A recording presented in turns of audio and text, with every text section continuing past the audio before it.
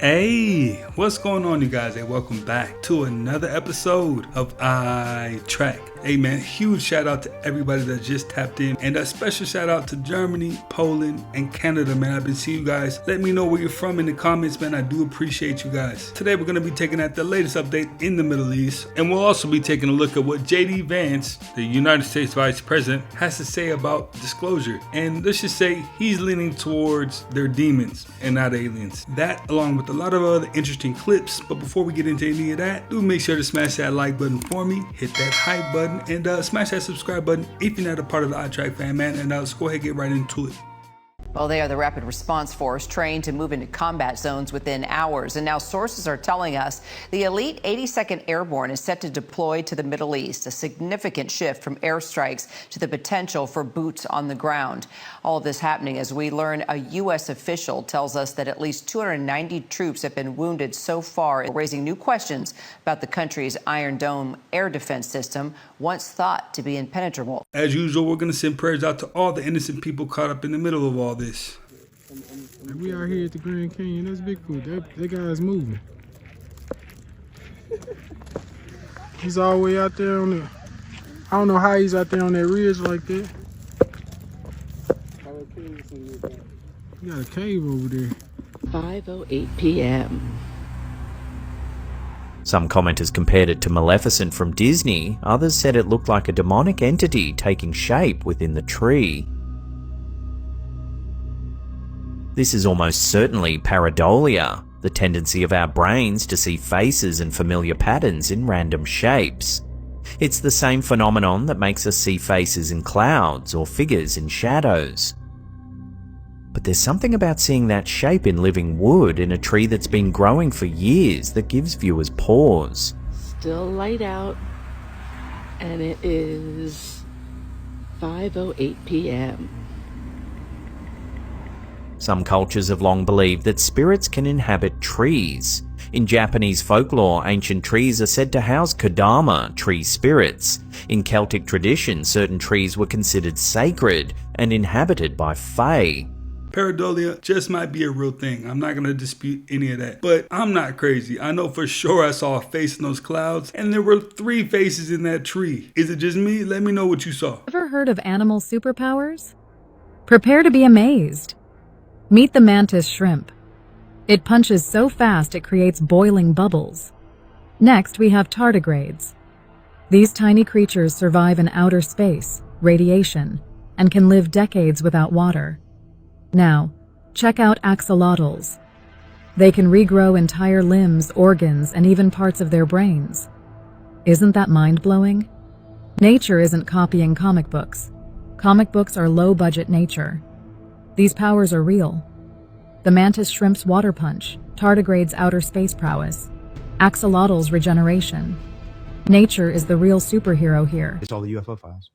We're working on it. It's funny. When I came in, I was obsessed with the UFO files, and then you start getting really busy worrying about the economy and national security and things like that. But I've still got 3 more years as vice president. I will get to the bottom of the UFO files. Okay. Have you peeked? Have you done a peek? Have I what? Have you done a peek? I mean, like, So I actually haven't. I have full not. Independence Day. I have. I have not been able to spend enough time on this to really understand it, but I am going to. Trust me, I'm obsessed with this. I've already had a couple of times where I'm like, all right, we're going to Area 51. We're going out to New Mexico. We're going to sort of get to the bottom of this. And then the timing of the trip just didn't work out. But trust me, anybody who's curious about this, I'm more curious than anybody. And I've got 3 years of the very, very tippy top of the classification. I'm going to get to the bottom of it. Okay, so you haven't been to Area 51 yet? Not yet. Some Not people yet. say they keep the UFOs in Ohio. They might, Hangar 18, Hangar 18, right? I've I've heard that as well, but I don't know. I haven't looked into it yet. Okay, all right. Well, we're waiting for it. We saw aliens.gov. You know me. We saw aliens.gov. I don't think they're aliens. I think they're demons anyway, but that's a longer discussion. Well, I can't let you go without a follow-up on that, because Barack Obama is on this podcast and he goes, "Yeah, aliens are real, but like here's where they're not." And I did not. And so Obama says, yes, aliens he gets asked point blank, are aliens real? Says, oh, yeah. And then he goes, but they're not at Area 51. And well, where are they? Well, that's what he says. Right. There's a great question. Trump had to go save him, and he said he's going to declassify. Okay. So you think they're demons? Well, look, I think that celestial beings who fly around, who do weird things to people. I think that the desire to describe everything celestial, everything as otherworldly, to describe it as aliens. I mean, every great world religion, including Christianity, the one that I believe in, has understood that there are weird things out there, and there are things that are very difficult to explain. And I naturally go, when I hear about sort of extra natural phenomenon, that's where I go to, is the Christian understanding that, there's a lot of good out there, but there's also some evil out there. And I think that one of the devil's great tricks is to convince people he never existed. Now, he, out of all the officials in the government, might have come out clean and just said exactly what's going on. Aliens is just a code name for demons. We all know there's good and evil in this world. And if you were paying attention, he also admitted that they were up to no good. There was no helping of humanity going on, according to what he just said. Following are some brand new photos of a creature people are calling the Pale Walker, not the Pale Crawler this time. The eerie images come from Louisiana and were released on February 28, 2026. There are 3 photos, all showing the same creature but just slightly changing positions. It seems to be staying in the same spot, just moving its limbs and shifting its stance just a little bit. As you can see, a thin, wispy, and gaunt-looking creature is standing within the trees. It's right on the edge of the tree line, almost blending in with the lighter colored trees. It looks insanely disturbing and super extraterrestrial, like nothing from this planet. Its arms almost flow like branches, bending and swirling about, a natural camouflage. What stands out about this one is how skinny it is. It's impossibly skinny, and too tall to be anything we know of. It looks like a walking skeleton, covered in a thin sheet of pale skin with no neck and a bulbous head. This thing is straight out of your nightmares. The Pale Walker is a lesser known but very eerie piece of regional folklore that comes out of rural parts of Louisiana, especially in swampy wooded areas where visibility is low and the environment already feels isolating. At its core, the Pale Walker is described as a humanoid figure with an unnatural, almost corpse-like appearance. People who claim to have seen it often describe extremely pale or grayish skin, a thin, elongated body, long arms that hang too low, and jerky, uneven movements, or even sometimes slow, deliberate steps. And the fact that hundreds of people have reported sighting it makes it even more compelling. Sightings like these really show us that there's more to this world than we know of. Sometimes the unknown isn't easily seen, not meant to be seen, lurking and hiding within the darkest parts of our world. Now, most people might try to rule that out and say it's a tree stub, but if you're paying attention to each picture, it's changing its position. I mean, at one point the hands are up, the next point the hands are down. That was something. What exactly? I don't know. We can speculate. The world? Well, the scriptures say that Satan actually runs the world. He is the prince of this world. But currently there's an oligarchy that's really hard to pinpoint of who's actually calling the shots. And that's really what's happening in this election, is that the presidency is no more. It's really kind of a shadow government of administrative experts that call the shots, that the president is basically just a Hollywood actor or actress that goes around, poses for pictures, produce speeches. They don't actually make any decisions. And so the form and the structure of government, as the founding fathers intended, is no more. Where have I been? My dog had cancer, but he doesn't have cancer anymore, so that's good. However, you know who did have cancer? Dinosaurs. It's called osteosarcoma, which is a bone cancer. They know this because it was found in dinosaur fossils, which means cancer is at least 70 million years old. It gets worse. There is a contagious cancer in dogs that is 11,000 years old. It comes from one dog who is obviously long dead, but the cancer lives on, jumping from dog to dog. And another cancer spreads in the ocean. It is 500 years old. It transmits between clams and other shellfish by leaving one clam drifting through the ocean and infecting another clam. So cancer can not only survive in seawater, it can travel thousands of miles. On the bright side, according to Peto's paradox, larger animals rarely get cancer. This includes elephants and whales. Super weird because more body mass should equal more cancer cells, but it does not. So they most likely have a cancer suppressing gene. Unfortunately, humans don't have that kind of cancer protection, which means our tumors can get really weird. Like teratomas, they're tumors that can grow hair, bone, and teeth. And somehow the survivor in this story is my 18-year-old Chihuahua. And that's on science. Thank you. The VPN you're paying for to protect your privacy might be the reason the NSA is watching you. 6 U.S. lawmakers just sent a letter to the Director of National Intelligence demanding answers, and what it reveals is alarming. Under Section 702, the government can collect the communications of anyone it believes is a foreigner. The NSA's own targeting rules say if your location is unknown, you're presumed foreign until proven otherwise. When you connect to a VPN server in another country, something millions of Americans do every day, your traffic looks identical to a foreign citizen's. You disappear from the U.S. digitally. And what makes it worse, multiple federal agencies, including the FBI and the NSA, have publicly told Americans to use VPNs to protect themselves. They recommended the lock, then built the key. You dive 1,000 meters into the ocean, you might hear a massive boom.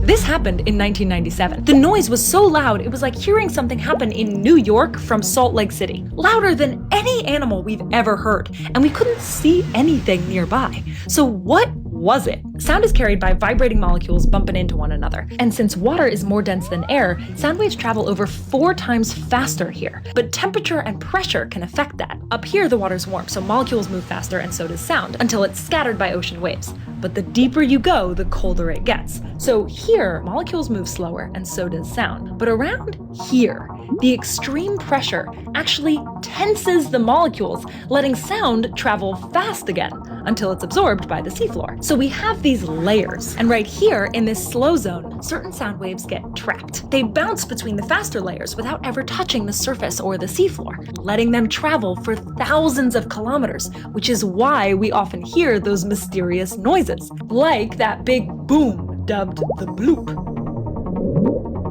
And they finally identified it was an iceberg breaking off Antarctica. But there are other weird things going on in the deep. Hey, you know what? The more they find out about the deep ocean, the more they're not going to tell us. Because you know what? There's aliens sitting down there waiting for you to come and find out. Tell you some crazy things happening in the world right now. This robot has been building cars at BMW for over 6 months now, working 10-hour days. It contributed to building over 30,000 different BMWs at the South Carolina plant. A 1,000-year-old mummified cat was discovered in Turkey. A new dinosaur species was discovered in the Sahara Desert, and this guy is about the same size as a Tyrannosaurus Rex. By the end of January in this year, Utah had 0 inches of snowfall, while Florida had over an inch of snowfall. A man with dementia hit a $1.2 million jackpot after mistaking a slot machine for a vending machine when he was just trying to get a Dr. Pepper. A study is saying that people born between 1985 and 1995 actually are on average looking younger than Gen Z does. Gen Z has apparently had a bunch of lifestyle factors that have made them look older, and the millennial generation has been using skincare routines better than the previous generations. 1993 right here.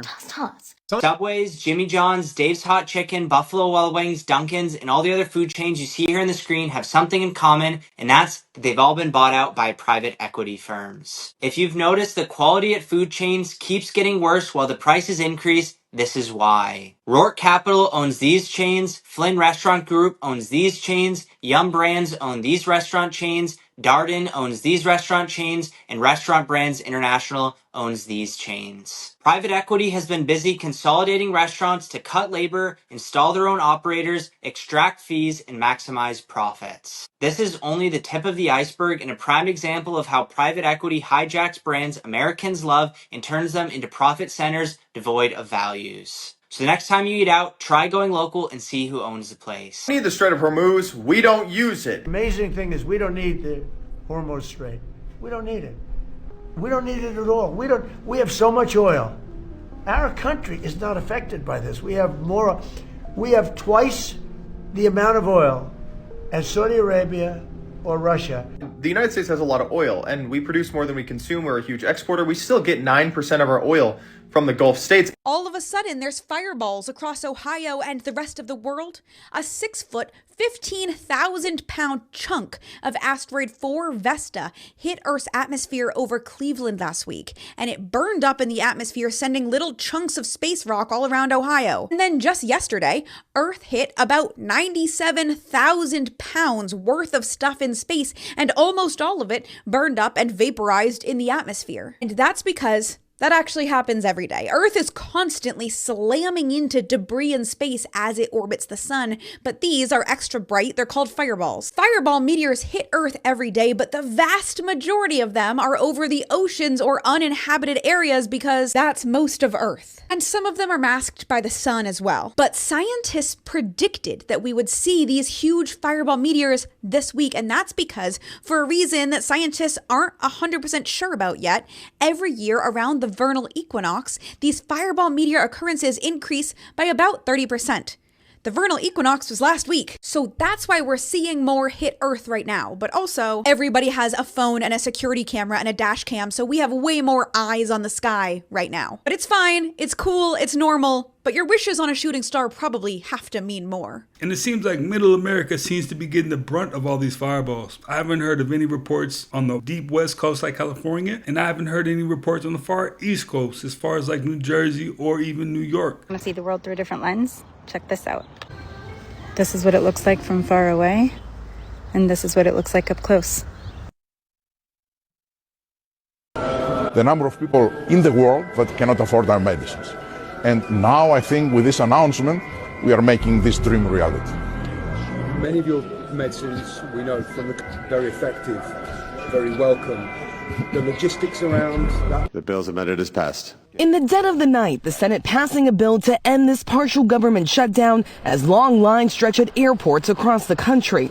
Lawmakers reaching a deal to fund most of the Department of Homeland Security, but exclude money for ICE and parts of Border Patrol. And we will continue to fight for those reforms. But the bill ultimately passing without the reforms Democrats spent weeks demanding, including requiring ICE agents to wear body cameras and banning face masks. The Senate bill would fund TSA, FEMA, and the Coast Guard, as well as the Cybersecurity and Infrastructure Security Agency. As the partial government shutdown went on and talks repeatedly failed, the motion is not agreed to. There was pressure to address the ongoing chaos in America's airports. Hours before the vote, the president ordering DHS Secretary Mark Wayne Mullen, who was sworn in just days ago, to immediately pay TSA agents in order to address this emergency situation.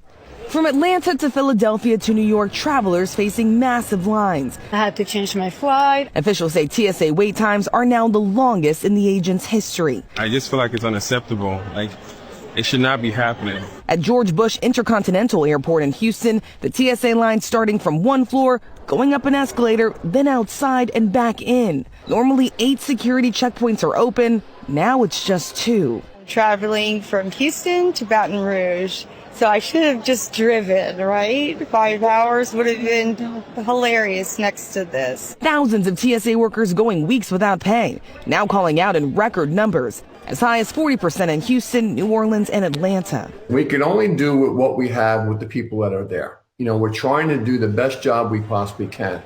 Hey, this is not a done deal just yet, and now heads over to the House. They are set to go on a 2-week recess in just a few hours. They should just go ahead and pay the people. I mean, let's be honest. The TSA literally have nothing to do with anything going on in that political world, you know? There's 2 separate agendas. But it sounds like relief is coming. They just got to figure it out. It's part of life. But you don't... I don't what? You don't tell them, like, how to... No, figure it out. I had to. You did? Mm-hmm. And I'll, like, if we take a family trip, yeah, I'll sit in first class, and my kids will sit, they'll sit not only in coach. Now, it seems like people are split when it comes to these type of things. We have people like Warren Buffett, which is one of the richest men in the world, not leaving his children a thing. And then you have other wealthy people that definitely will give their kids the money as long as they meet certain requirements. So I don't know, that's a really tricky one, because you could spoil a kid and they may not ever understand the value of $1, or you could take the opposite approach and teach them about what's going on in this economical world. I don't know. Let me know what you think about Will Ferrell's decision to not give his kids a silver spoon. He's ready to bite underwater. Watch this. Watch, there he is. There he is. There he is. He sees my hand. It's just the head. He's about 1.5 foot underwater. But if I were to touch that son guy, he would open that mouth and get me. Watch this. Watch this. Here we go. Come on. Open it.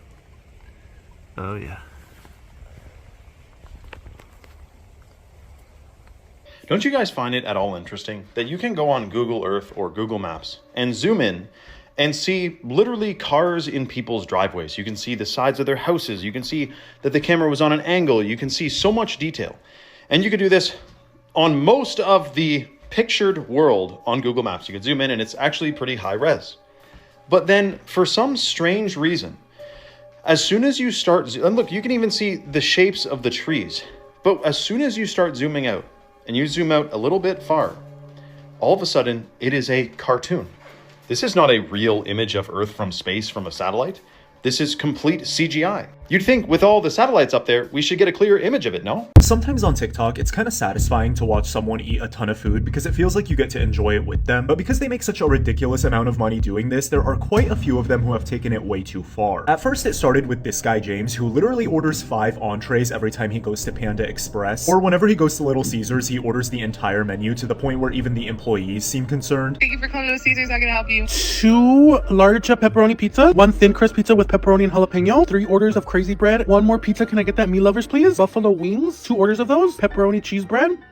Is that it? And because of his eating habits and unhealthy lifestyle, every single person in the comments is really worried about him, especially lately because users have noticed that he has a difficult time speaking and even struggles to breathe while he's sitting down. Moody guys, so today we're gonna eat 2 boxes of crumble cookie. However, he's not the only one because lately this girl who goes by Rice Bowl is getting similar criticism. Because every single day she uploads some of the most insane mukbangs of what she eats for lunch. Most of the time it consists of an entire chocolate cake or a whole box of donuts just for herself. Or personally, the most disturbing one in my opinion is where she eats an entire loaf of cookie dough and then uses this can of pink frosting as the dip. To be fair, there are a ton of food vloggers who also eat unhealthy meals but do not get as much backlash as these two, but it's simply because they talk about how they constantly work out to offset their diet and it's just a part of their job. To make it crystal clear, this war is a catastrophe for the world's economies. The impact is absolutely evident already now after a little bit more than 2 weeks. The closure of the Hormuz Strait has an impact for all the region in the Indo-Pacific, including Australia. So this is a real impact, and at the same time, the European partners and Germany as well highlighted from the beginning on. We have not been consulted before. Nobody asked us before. It's not our war. And therefore, we don't want to get sucked into that war, to make it crystal clear. And what we need is now a diplomatic solution as soon as possible. We need end of shooting and killing. And that is addressed to US, of course, but mainly to Iran, which is attacking its partners in the region. Within the last 10 months, 5 American scientists have gone missing. All of them have ties to UFO programs. Out of those missing people, one was a retired Major General, Neil McCaslin. McCaslin was responsible for managing the Air Force's $2.2 billion science and technology program at Wright-Patterson Air Force Base. That base is notoriously known for storing the UFO that crashed in Roswell. Something in the realm, he grabbed his hat. This is what the wife said. He grabbed his hat, he grabbed his .38 pistol, and he walked outside with no phone and never returned. The wife says no foul play. This lady, Monica Jacinto Reza, an aerospace materials engineer, co-inventor of Mondaloy, the exotic alloy engineered for next-gen rocket nozzles and hypersonic skins. She worked directly under McCaslin's funding umbrella at the AFRL Space Vehicle Directorate. She vanished June 22nd, 2025 while hiking in the Angeles National Forest with a colleague. 30 feet behind her partner 1 second, gone the next. No scream, no struggle, no body. When they were describing this to the police, they said they were walking the trail and they thought Monica was trailing along, and they said about 30 seconds passed since the last time they looked at her. When they looked back, she was completely gone. Now, what does this sound like? To me, this sounds like an extraction. Are they making these people just freak out and run to specific locations and then extract them from there? Dr. Nuno Loureiro, a plasma physicist, freshly installed director of MIT's Plasma Science and Fusion Center. He was shot at his Brooklyn, Massachusetts home. This was by a former classmate Dr. Nuno was on the cusp of breakthroughs in high energy density plasma that could crack practical fusion, the kind that ends oil dependency overnight. Dr. Carl Gilmer Caltech, he was an astrophysicist hunting exoplanets and dark matter signatures. He was shot dead on his own porch in California, February 16th, 2026. Grilmer's team had just flagged water and potential biosignatures on worlds less than 160 light years out. The next person is Dr. Jason Thomas, chemical biologist, assistant director at Novartis. He disappeared December 12th, 2025. Remains fished out of Lake Quannapowitt in Wakefield, Massachusetts. Novartis holds FAT DoD and HHS contracts. Official line is that there's no foul play. So I guess that the your body parts being in a lake is not foul play. That is accidental. It almost seems like in this lifetime or in this world that we live in, being too smart is like a slight curse, because there are people out here that if it doesn't benefit them, you're in a world of trouble. That's why I definitely have to give props to the plastiline guy, because so far so good. Okay, so look at this, right? We got the World Ahead 2026 by The Economist, and they have posted a whole bunch of different graphics that seem to depict things that happen later on. We have all kinds of war stuff. There's like 4 quadrants to this. Someone did a whole breakdown. But look at what happens when you do this.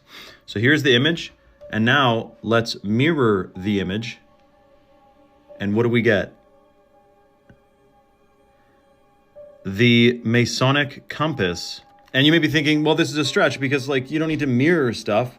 But the mirroring represents the duality that these guys and these organizations, they do like the as above, so below thing. So this is part of the symbolism they're hiding in plain sight. Who's really pulling the strings here?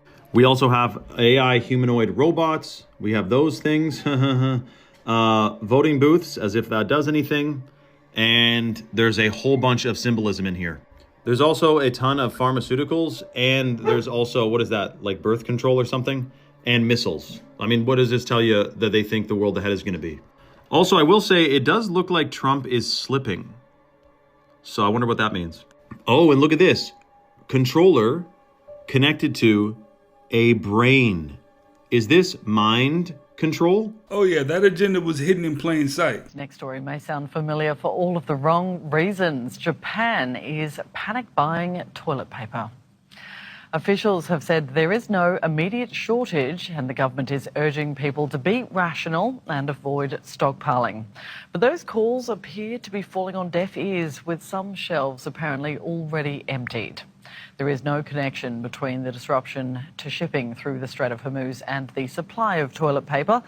But just like during COVID, once people start to worry, it is tough to get things to calm down. Scientists have captured what may be the first ever footage of a shark in the Antarctic Ocean. It's a discovery that's challenging long-held beliefs about life in the near-freezing waters of the region. The sleeper shark was filmed at a depth of nearly 500 meters, where water temperatures are just above freezing. Scientists say there is no previous record of a shark being found within the Antarctic Ocean.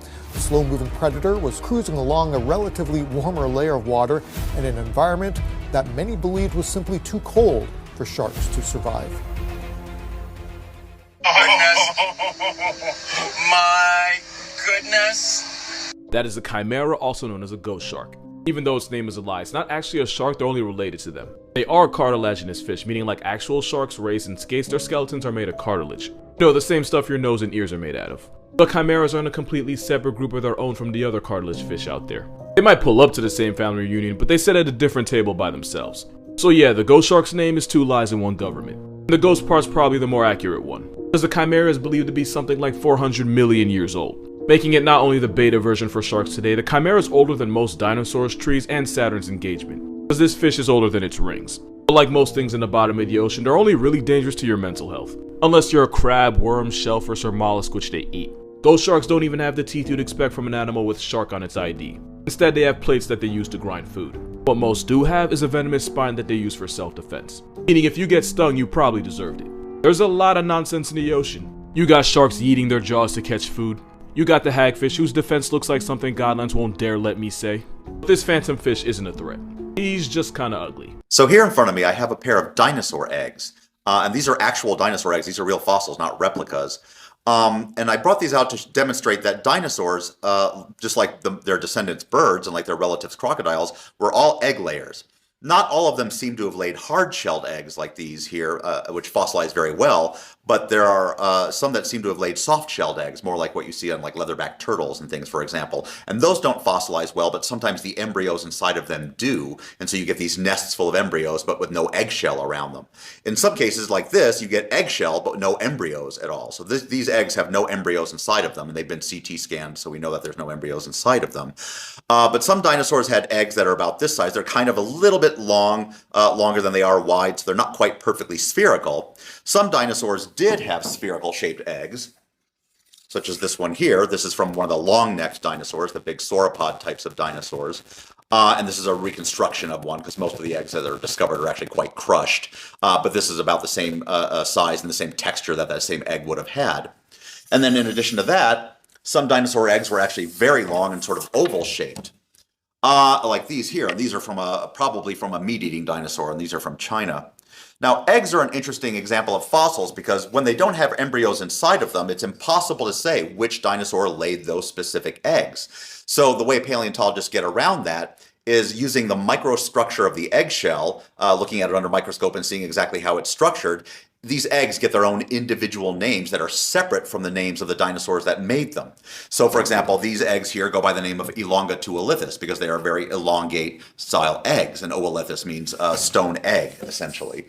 This round one here goes by the name of Megaoolithus because it's from a very large animal, mega meaning big.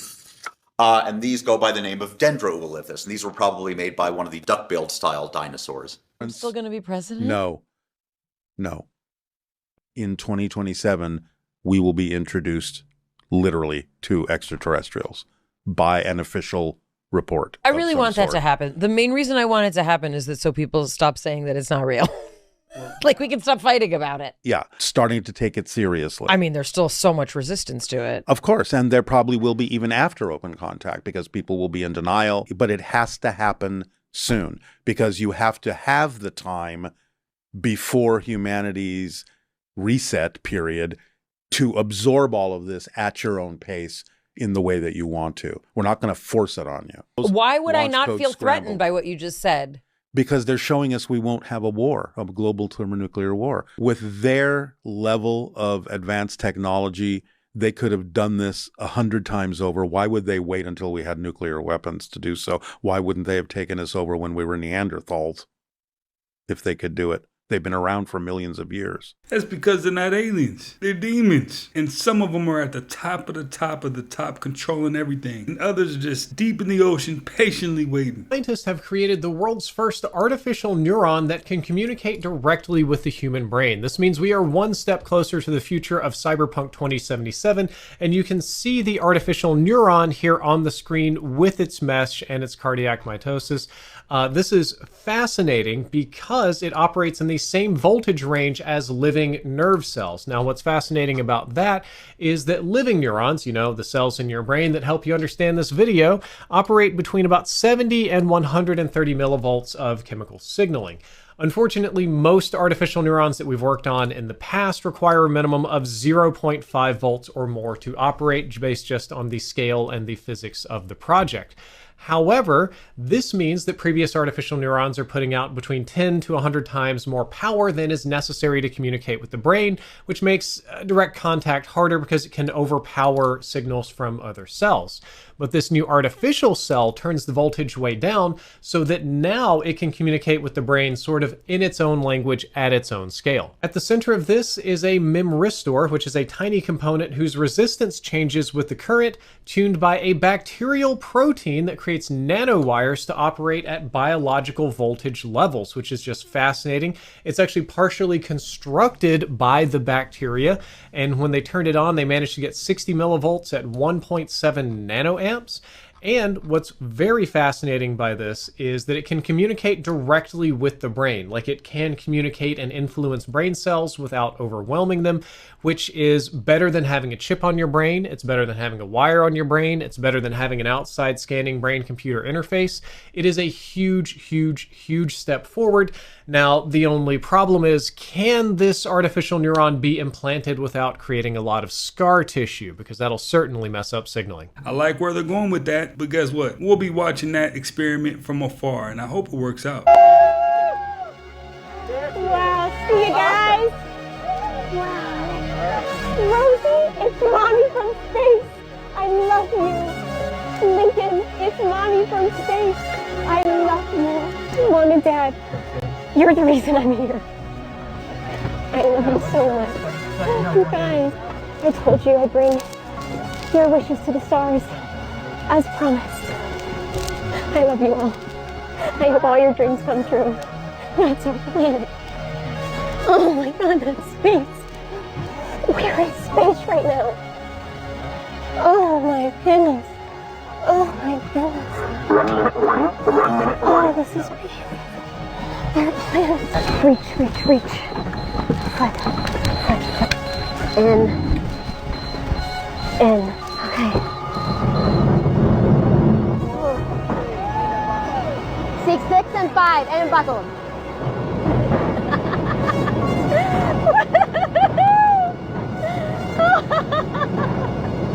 We did it. Oh, the moon. I see the moon. In about 20 seconds, the drogues are going to deploy. That's going to slow us down a little bit more. You can hear the thrusters thrusting. That's stabilizing our capsule as we descend back down to Earth. The capsule. Here come the drogues. Here we go. Whoa! Drogues deployed. There we go. Amazing.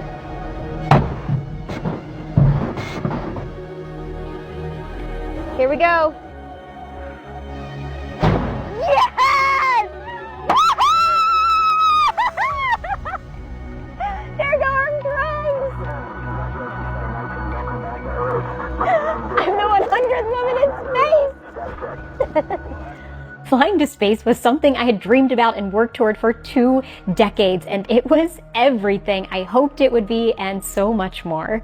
I'm so grateful to my husband for being an equal partner in adventure, making it possible for both of us to have a family and a career.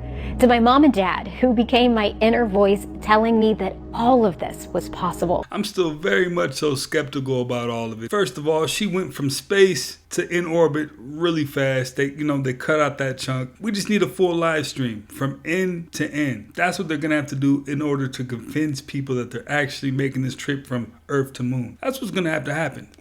Well, you guys, that's another one in the books, man. I appreciate you guys for watching and learning with me on this beautiful Saturday.